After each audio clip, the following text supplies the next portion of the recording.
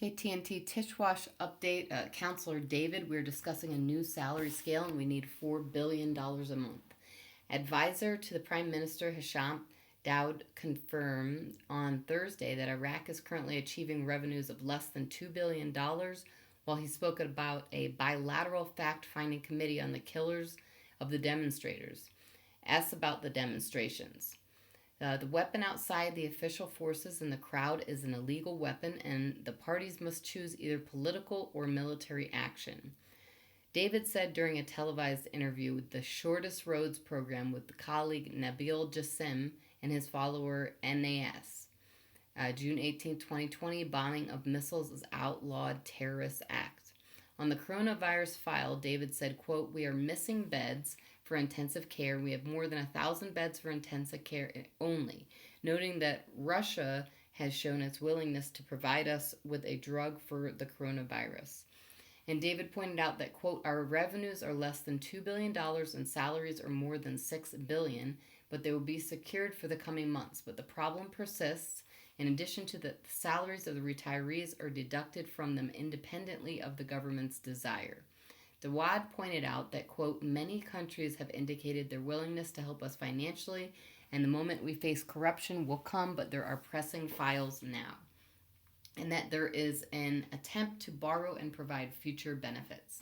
The advisor to the Prime Minister revealed a bilateral committee will be formed to investigate the facts about the demonstrations. On the salaries of the Kurdistan region, David said that, quote, "Kurdistan will not receive another part of salaries if it does not deliver oil."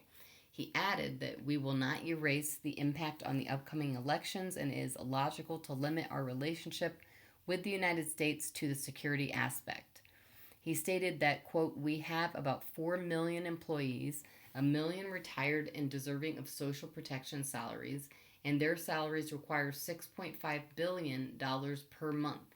And what comes into the state is only $1 billion, which means that the state is required to add $4 billion every month," noting that there are 34 million Iraqis do not take salaries from the states, and these need to secure their life conditions. And that, quote, "There must be reforms to ensure the crisis does not recur, and there is an idea to involve the Iraqi segments in resolving the crisis.